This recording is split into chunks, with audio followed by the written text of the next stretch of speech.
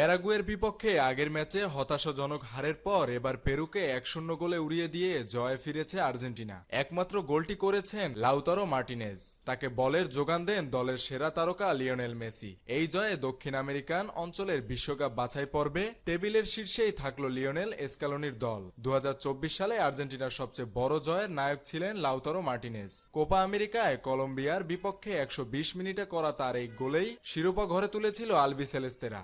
বছরের একেবারে শেষ ম্যাচে এসে আরও একবার সেই লাউতারো মার্টিনেজ নায়ক বনে গেলেন। রেফারি যখন শেষ বাঁশি বাজিয়েছেন আর্জেন্টাইন ডাগআউটে তখন স্বস্তির নিঃশ্বাস।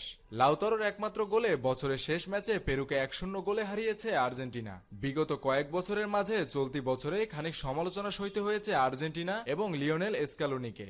গত ম্যাচে প্যারাগুয়ের কাছে হেরেছে দল, সেটাও আবার এই প্রতিপক্ষের বিপক্ষে 8 বছর পরের হার। স্বাভাবিকভাবেই ফিরে আসার তাগিদ ছিল আর্জেন্টিনার সামনে। সেই কাজটা যে সহজ ছিল না সেটাও বোঝা গেল আর্জেন্টিনার মাঠের খেলায়। ম্যাচের 22 মিনিটে লাউতারো মার্টিনেজের সঙ্গে দারুণ বোঝাপড়ায় বক্সে বল পেয়েছিলেন হুলিয়ান আলভারেজ।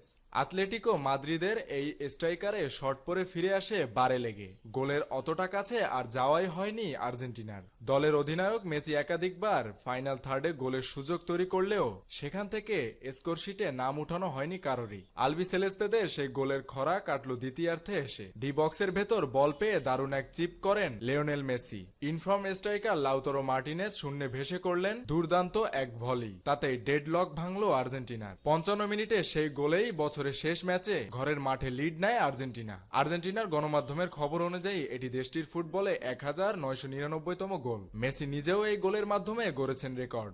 আন্তর্জাতিক ফুটবলে যুক্তরাষ্ট্রের কিংবদন্তি ল্যান্ডন ডনোভানের গড়া সর্বোচ্চ গোল বানানোর রেকর্ডে 58 ভাগ বসিয়েছেন মেসি। এতদিন ধরে দ্বিতীয় স্থানটা ভাগাভাগি করছিলেন ব্রাজিলের নেইমারের সঙ্গে। বছরের শেষ ম্যাচে মেসির প্রাপ্তিটাও তাই একেবারেই মন্দ না। 4 ডিফেন্ডারের মাঝের জোন থেকে বলটা যেভাবে বের করে এনেছেন সেটাই এই বছরের মেসির শেষ ম্যাজিক। গোলের পর স্ক্যালোনি দলে আনলেন পরিবর্তন। তাতে খুব একটা লাভ হয়নি, বরং কিছুটা ধীরগতিতেই খেলেছে তারা বাকি সময়টা। পেরুও সেই সুবাদেই একাধিকবার আক্রমণে উঠেছে, সেটা থেকে ভয় ছড়ানো হয়নি খুব একটা। 2017 সালের পর থেকে কখনোই আগে গোল খেয়ে সেই ম্যাচের আর ফিরতে পারেনি পেরু। আজও হয়নি সেটা। মেহেদী হাসান বাপ্পি, খুলনা গেজেট।